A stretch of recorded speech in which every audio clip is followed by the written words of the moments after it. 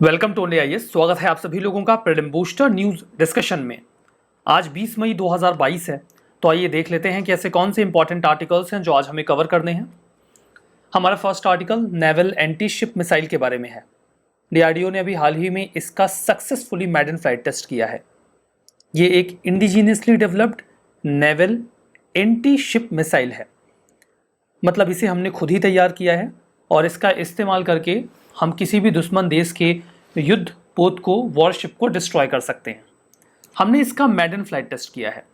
मैडन flight test का मतलब यह है कि इसमें हमने किसी टारगेट को हिट नहीं किया, बल्कि सिर्फ इतना देखा कि मिसाइल अच्छे से वर्क कर पा रही है अथवा नहीं।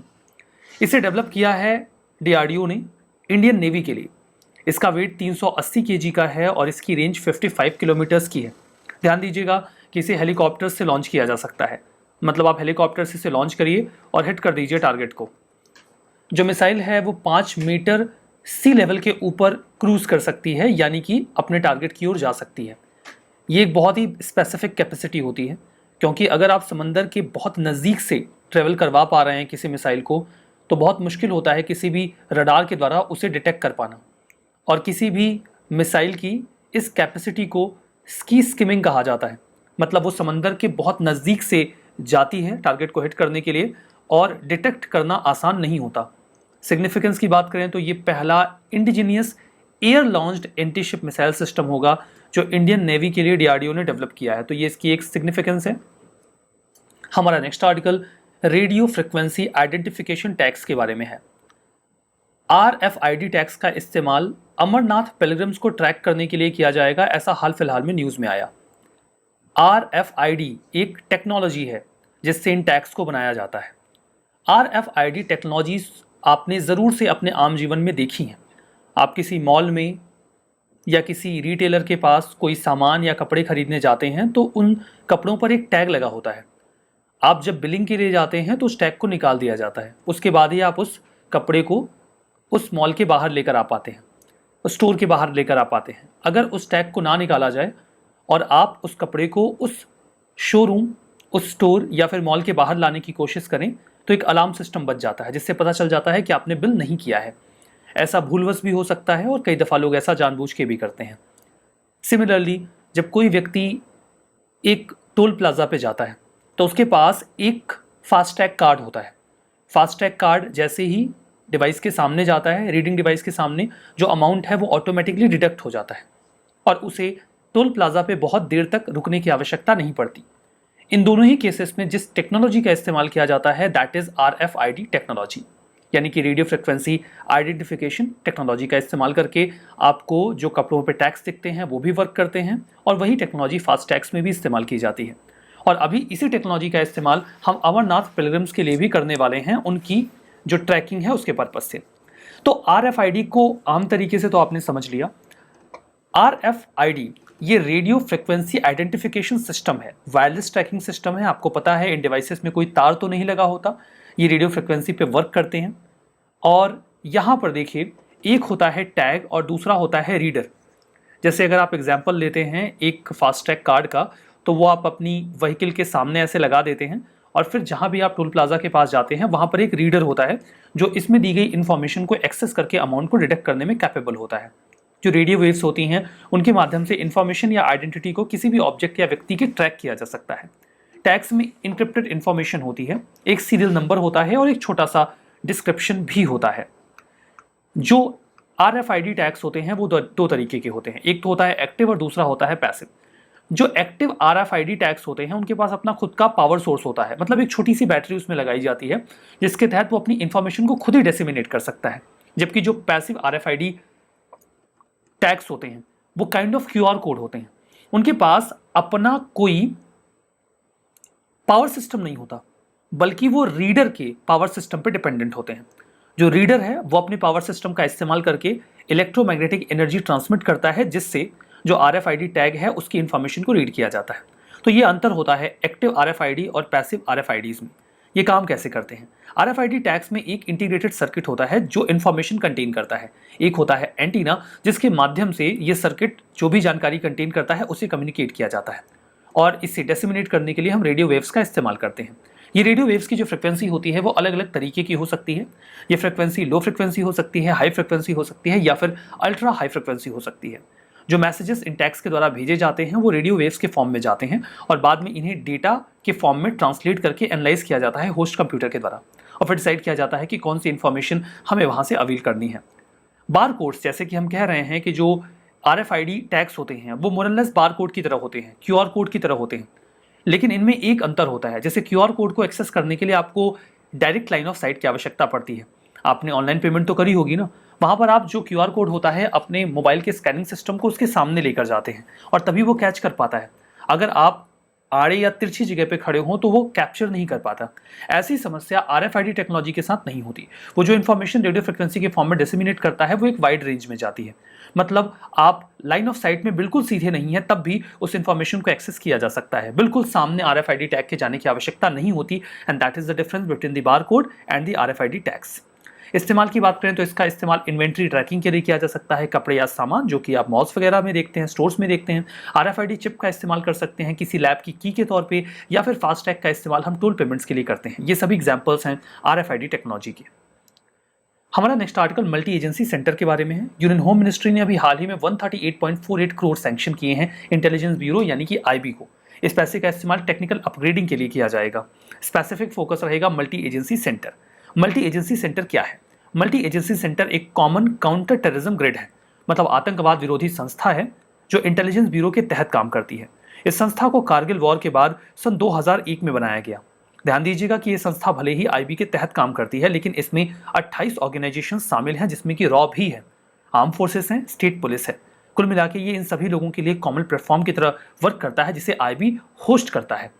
जो सिक्योरिटी एजेंसीज हैं वो रियल टाइम इंटेलिजेंस इनपुट्स इस मैक को देते हैं, यानी कि मल्टी एजेंसी सेंटर को, जिसे IB प्रोसेस करती है और देखती है कि उसका इस्तेमाल कहाँ और कैसे किया जाना है। जो मैक है उसका मेन सर्वर तो दिल्ली में है, बाकी अलग अलग राज्यों में जो सब्सिडरी इंटेलिजेंस ब्यूरो के ऑफिसेस हैं वहाँ पर भी इसका सर्वर लोकेटेड होता है।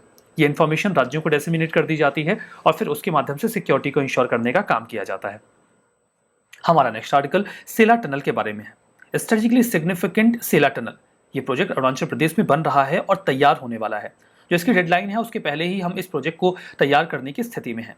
सेला टनल अभी तक का सबसे लंबा बाई लेन रोड टनल बन जाएगा जो इतनी ऊंचाई पर बनेगा। ऊंचाई का मतलब यहाँ 13,000 फीट से ज़्यादा ऊंचाई पर है। चूंकि ये टनल इससे ज़्यादा ऊंचाई पे है तो इतनी ऊंचाई पर इतना लंबा बाई लेन रोड टनल किसी भी देश ने आज तक नहीं बनाया है जो भारत बना रहा है। जो इसकी टोटल लेंथ होगी प्रोजेक्ट की, उसमें टनल और जो अप्रोच और लिंक रोड्स हैं उनको भी शामिल कर लें तो इसकी पूरी लंबाई 12 किलोमीटर की हो जाएगी। इसे BRO कंस्ट्रक्ट कर रहा है, बॉर्डर रोड ऑर्गेनाइजेशन, और ये जहां बनाया जा रहा है वो इंडो चाइना का बॉर्डर है और ऊंचाई 13,800 फीट है। यहाँ पर देखिए ये तवांग को दिरांग और बोमडिला से कनेक्ट करेगा। ये देखिए यहाँ पे तवांग है, ये है दिरांग और यहाँ पे है बोमडिला। तो दिरांग और तवांग इन दोनों के बीच में यहाँ पर सेला पास टनल है। ये यहाँ तक जाने की जो दूरी है उसे 1 घंटा कम कर देगा। टाइम जो है वो 1 घंटा कम कर देगा। हर वेदर में इस टनल को एक्सेस किया जा सकेगा। टफ टेरेन में अक्सर बर्फबारी की वजह से रास्ते बंद हो जाते हैं। आर्मी मूवमेंट के लिए बहुत ज़रूरी होगा और ये ईयर राउंड एक्सेस दे देगा तवांग के लिए, जो भी हमारा मेन स्ट्रीम इंफ्रा है उसके साथ उसे एक्सेसिबल बना देगा। 317 किलोमीटर लंबा बालीपारा, चारद्वार और तवांग जो रोड है, जो वेस्ट कामेंग, ईस्ट कामेंग और तवांग को कनेक्ट करता है, उसी पर इस टनल को बनाया जा रहा है। एक बार तैयार हो जाए तो 13,000 फीट से अधिक ऊंचाई पर बनने वाला ये सबसे लंबा ट्विन लेन टनल बन जाएगा। फर्दर इससे हम वेपन्स और सोल्जर्स की जो तेज आवाजाही है उसे भी इंश्योर कर पाएंगे। हमारा next article Saint Vincent and Grenadines के बारे में है। हमारे प्रेसिडेंट जमैका और इस देश के विजिट पे हैं। जमैका के बारे में बात हुई थी, अब बात करेंगे इस देश के बारे में। सेंट विंसेंट एंड ग्रेनेडीन्स ये कैरेबियन रीजन में स्थित एक आइलैंड कंट्री है। लोकेशन अगर आप मैप में देखना चाहते हैं तो यहाँ पर है, देखिए यहाँ पे वेनेजुएला है, इसके नॉर्थ ईस्ट में आपको मिलेगा ये आइलैंड कंट्री, और ये है लेसर एंटिलीज पे। इसकी कैपिटल और मेन पोर्ट है किंग्सटाउन। हमारा next article sudden infant death syndrome यानी कि सिट्स के बारे में है। सिट्स, बच्चा सो रहा है और अचानक से उसकी मौत हो जाती है, इसे ही कहा जाता है सिट्स, अचानक से बच्चे की मृत्यु का हो जाना। इसका कारण क्या होता है, इसको लेकर हमें कुछ खास जानकारी मिल नहीं पाती है और इसके अलग अलग कारण बताए जाते हैं। अभी हाल ही में ऑस्ट्रेलिया के रिसर्चर्स ने एक बायोकेमिकल मार्कर आइडेंटिफाई किया है, जिसकी मदद से हम ये पता कर पाएंगे कि आखिर सिट्स का कारण क्या रहा, अचानक से बच्चे की मौत हो गई, उसका रीज़न क्या रहा। सिट्स एक अनएक्सप्लेन्ड डेथ होती है जिसमें बच्चा नींद में ही मर जाता है, उसकी मृत्यु हो जाती है। ऐसा कई दफ़ा हेल्दी बेबीज़ के साथ होता है जिनकी उम्र 1 साल से कम होती है, सब कुछ ठीक है, कोई कॉम्प्लेक्सिटी नहीं है, और अचानक से वो सोते हुए ही मर जाते हैं। ये बहुत ही प्रॉब्लम वाली सिचुएशन हो जाती है क्योंकि इसका कारण भी पता नहीं चलता। सिट्स को कई दफ़ा क्रिब डेथ कहा जाता है क्योंकि इसमें बच्चे की मौत अक्सर पालने में हो जाती है, एंड दैट्स वाई इसे क्रिब डेथ बोलते हैं। अभी हाल ही में एक एंजाइम आइडेंटिफाई किया गया है, दैट इज ब्यूटेरिल क्लोरिनेस्ट्रीज, आप इसे शॉर्ट में BCHE बोल सकते हैं। ये एक एंजाइम है जो हमारे दिमाग को एक्टिवेट करता है, ब्रेन के अराउजल में हेल्प करता है। लाइक जब आप सो रहे होते हैं तो दिमाग पैसिव हो जाता है, उसे वापस से एक्टिवेट करने में जो एंजाइम वर्क करता है दैट इज BCHE। और अगर ये एंजाइम बहुत अच्छी तरीके से काम ना करे तो फिर आपको नींद से जागने में दिक्कत हो सकती है। ऐसा पाया गया कि जब भी किसी व्यक्ति की किसी भी बच्चे की सिट्स से मौत हो रही है तो मरने के बाद ये जो कंपाउंड है ये बहुत ही कम मात्रा में देखा जाता है उनके दिमाग में, काफ़ी लोअर लेवल होता है BCHE एंजाइम का। इससे ये आइडिया लग जाता है कि किसी भी कारणवश हो सकता है कि बच्चे में इस एंजाइम की कमी होने की वजह से बच्चा जाग ही नहीं पाता और नींद में ही उसकी मृत्यु हो जाती है। स्लीपिंग इन्फेंट एबिलिटी उन्हें वेकअप नहीं करने देता, उन्हें जागने नहीं देता, इसीलिए वो इन्वायरमेंट को रिस्पॉन्ड नहीं कर पाते और उनकी मृत्यु हो जाती है। कई सारे फिजिकल फैक्टर्स इसके लिए कारण हो सकते हैं, केवल ये एक ही नहीं है कि जहाँ पे BCHE एंजाइम कम है इस वजह से ऐसा हो जा रहा है। कोई ब्रेन डिफेक्ट हो सकता है, बच्चे के जन्म के वक्त उसका जो वेट है वो बहुत कम हो, उसे कोई रेस्पिरेटरी इन्फेक्शन हो, या फिर कोई एनवायरमेंटल फैक्टर भी हो सकता है, जैसे कि बच्चा पेट के बल सो रहा है और वो अच्छी तरीके से सांस नहीं ले पाया, वो सॉफ्ट सरफेस पे सो रहा है जहाँ पर उसका जो कोई बॉडी पार्ट है वो इस तरीके से अटक गया कि वो सांस लेने में कैपेबल नहीं हो पाया, या फिर ओवर हीटिंग की वजह से भी उसकी मृत्यु हो सकती है। तो कई सारे अन्य कारण भी हो सकते हैं। 2 से 4 महीने के बच्चे इस सिंड्रोम को लेकर ज़्यादा वल्नरेबल होते हैं। देखा जाए तो बॉयज़ की मृत्यु इसमें ज़्यादा होती है, जो भी डेटा अवेलेबल है। और ये भी कहा गया कि जो नॉन वाइट इन्फेंट्स होते हैं उनको सिट्स का खतरा ज़्यादा होता है कंपैरिजन टू वाइट इन्फेंट्स। अब इसके क्या ग्राउंड्स हैं ये तो रिसर्चर्स ही जाने। जो बेबीज़ हैं अगर वो स्मोकर्स के साथ रहते हैं तो उन्हें सिट्स का खतरा ज़्यादा होगा। जो लोग स्मोकिंग करते हैं, स्मोकिंग से जो धुआं उन्होंने इनहेल किया वो तो किया, बाकी बाहर भी छोड़ा, तो उससे बच्चे को खतरा होता है, उसकी मृत्यु हो सकती है। जो प्रीमेच्योर बेबीज़ होते हैं जिनका लो बर्थ वेट होता है उन्हें भी इसका खतरा रहता है। प्रेगनेंसी के दौरान अगर माँ को कोई कॉम्प्लिकेशन है तब भी सिट्स का खतरा बना रहता है। स्पेसिफिकली अगर माँ की उम्र 20 साल से कम है, वो सिगरेट स्मोक करती हैं, ड्रग्स लेती हैं, अल्कोहल लेती हैं, या फिर उन्होंने बच्चे के जन्म के दौरान एक इनफ प्रीनेटल केयर नहीं अटेन करी है, तो भी बच्चे को इस प्रकार का खतरा रहता है। प्रिवेंशन की बात करें तो आपको ध्यान देना होता है बच्चे को कि वो सही तरीके से सोए, अपनी बैक पे सोए, ब्रेस्ट फीडिंग भी की जाए कम से कम 6 महीनों तक, ताकि सिट्स का खतरा कम बना रहे। हमारा नेक्स्ट आर्टिकल NGT के बारे में है, नेशनल ग्रीन ट्रिब्यूनल के बारे में है। पार्लियामेंट में अभी देखिए जो सुप्रीम कोर्ट है उनके सामने एक प्ली गई थी। एक इन्फॉर्मेशन दे देता हूं तब आपको ये आर्टिकल समझ में आएगा। NGT इन्वायरमेंट के मामलों को देखता है। अगर कोई इन्वायरमेंटल कंसर्न है तो आप नेशनल ग्रीन ट्रिब्यूनल में जा सकते हैं केस करने। NGT के द्वारा जो भी निर्णय दिया गया है, अगर उसमें किसी को आपत्ति है तो आप हाई कोर्ट में नहीं जा सकते, आपको सीधा सुप्रीम कोर्ट में जाना पड़ेगा। And that is the key point. यहाँ पे पेटिशनर्स ने सुप्रीम कोर्ट के सामने ये कहा कि NGT को एक्सेसिव राइट्स दिए गए हैं। मतलब NGT के बाद अपील का अधिकार हाई कोर्ट में नहीं होता बल्कि सीधा सुप्रीम कोर्ट जाना पड़ता है। यह हाई कोर्ट की अथॉरिटीज को लोअर करता है, जो कि गलत है। यहाँ पे पार्लियामेंट ने NGT को आवश्यकता से अधिक अधिकार दिए हैं। अब यही जो पिटीशन है वो सुप्रीम कोर्ट के पास थी। सुप्रीम कोर्ट ने यहाँ पे जवाब दिया है और इस पिटीशन को पूरी तरीके से रद्द करते हुए ये कहा कि पार्लियामेंट ने NGT को कोई स्पेसिफिक राइट नहीं दिए हैं। यहाँ पर बहुत जरूरी है, ये कोई एक्सेसिव केस ऑफ डेलीगेशन नहीं है जहाँ पे सेंट्रल गवर्नमेंट ने किसी संस्था को बहुत ज्यादा राइट दे दिया हो। इसे सुई जनरस इंस्टीट्यूशन के तौर पर डेवलप किया गया है। ये इन्वायरमेंटल राइट्स को इन्फोर्स करता है। राइट टू लाइफ आर्टिकल 21 के तहत ये बहुत ज़रूरी है और इसीलिए जो भी अधिकार NGT के पास हैं वो रूल्स एंड रेगुलेशंस के बेसिस पे हैं। ये कोई एक्सेसिव राइट नहीं है जहां पर सीधे सुप्रीम कोर्ट के पास जाने का अधिकार होता है। NGT को 2010 में बनाया गया था नेशनल ग्रीन ट्रिब्यूनल एक्ट 2010 के तहत, जहां पे इन्वायरमेंटल प्रोटेक्शन वाले इश्यूज को तेजी से डिस्पोज करने का प्रयास किया गया। ये 1908 के कोड ऑफ सिविल प्रोसीजर को फॉलो करें जरूरी नहीं, ये नेचुरल जस्टिस के प्रिंसिपल के बेसिस पे काम करते हैं। इनके पास जिम्मेदारी है कि ऐसे मामलों को 6 महीने के भीतर ये क्लियर करें। अगर ट्रिब्यूनल के ऑर्डर के अगेंस्ट में किसी को कोई आपत्ति है तो उसे सुप्रीम कोर्ट में जाना होगा। इसका प्रिंसिपल प्लेस न्यू दिल्ली है और इसके 4 लोकल ऑफिस भी हैं, भोपाल, पुणे, कोलकाता और चेन्नई में, जहां पे जो ट्रिब्यूनल है वो अपनी सिटिंग देखता है। कंपोजिशन की बात करें तो जो सैंक्शन स्ट्रेंथ है वो 40 मेंबर्स की है। 20 एक्सपर्ट मेंबर्स होंगे, 20 जुडिशियल मेंबर्स होंगे, एक चेयरमैन होंगे जो होंगे इसके एडमिनिस्ट्रेटिव हेड। वो या तो सर्विंग या retired chief justice of high court होने चाहिए या फिर सुप्रीम कोर्ट ऑफ इंडिया के जज होने चाहिए। ये उनकी मिनिमम क्वालिफिकेशन होगी जो इस बॉडी को चेयर करेंगे। हमारा नेक्स्ट आर्टिकल लुम्बिनी के बारे में है।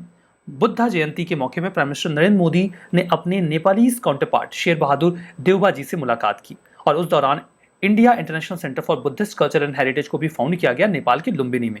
लुम्बिनी एक बहुत ही स्पेशल प्लेस है। यहाँ पे लॉर्ड बुद्धा का जन्म हुआ था मान्यता के अनुसार 623 BC में, इसलिए काफी पवित्र हो जाता है ये बुद्धिज्म फेथ को फॉलो करने वाले लोगों के लिए। ये सदर्न नेपाल के तराई प्लेन में लोकेशन आपको मिलेगी। इस जगह को बुद्धिस्ट लिटरेचर में प्रतिमोक्ष वन कहा गया है, यानी कि सिन फ्री फॉरेस्ट, एक ऐसा जंगल जहां पर पाप है ही नहीं।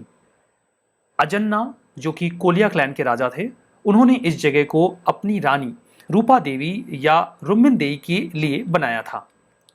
इंडियन एम्परर अशोक ने वहां पे अपना कॉमेमोरेटिव पिलर भी, जो उनके मेजर और माइनर एडिक्ट्स हैं, उनको भी वहां पे खड़ा करवाया। जो साइट है वो बुद्धिस्ट पिलग्रिम्स का सेंटर है और लॉर्ड बुद्धा के जन्म से संबंधित कई सारे रिमेन्स हमें वहां पे मिलते हैं। बुद्धिस्ट लिटरेचर के अकॉर्डिंग जो लुम्बिनी है वो एक एंशिएंट ट्रेड रूट के ऊपर पड़ता है। इस रूट को आप जोड़ सकते हैं कुछ कनेक्टिंग पॉइंट से, जैसे कि कपिलवस्तु जो वर्तमान में कहाँ है, इसकी कोई लोकेशन हमें बहुत स्पेसिफिकली नहीं पता। कुशीनगर उत्तर प्रदेश में है, वैशाली, पाटलिपुत्र, नालंदा और राजगीर ये वर्तमान के बिहार में है। यहाँ से एक रूट जाता था, वहीं पर लुम्बिनी भी लोकेटेड था। बुद्धिज्म से रिलेटेड कई सारी हेरिटेज साइट्स हैं जो यूनेस्को की लिस्ट में हैं, जैसे कि नालंदा महावीरा एट नालंदा बिहार में है, ये यूनेस्को की वर्ल्ड हेरिटेज साइट में है। बुद्धिस्ट मॉन्यूमेंट सांची के MP में, महाबोधि टेम्पल कॉम्प्लेक्स बोधगया बिहार में, अजंता केव्स औरंगाबाद महाराष्ट्र में, ये सभी यूनेस्को के हेरिटेज साइट में शामिल हैं। नेवल एंटीशिप मिसाइल रिवीजन कर रहे हैं, 110 किलोमीटर की रेंज है, गलत है, 55 हमने देखा था, ये गलत हो गया। सिला tunnel longest bylane road tunnel है दुनिया की, सही होगा। हालांकि आपको यहाँ पे एक स्पेसिफिक पॉइंट और याद रखना होगा, 13,000 फीट से ज़्यादा की ऊंचाई पे। सडन इन्फेंट डेथ सिंड्रोम, ये अनएक्सप्लेन डेथ होती है जिसमें बच्चा नींद से उठ नहीं पाता और उसकी मौत हो जाती है। 1 साल से कम बच्चों को ऐसा होता है, ये सही है। NGT ये 1908 के कोड ऑफ सिविल प्रोसीजर से बाउंड होते हैं, ऐसा नहीं है, नेचुरल जस्टिस के प्रिंसिपल पे काम करते हैं। तो हमारा आज का ये सेशन यहाँ पे समाप्त होता है। Thank you very much.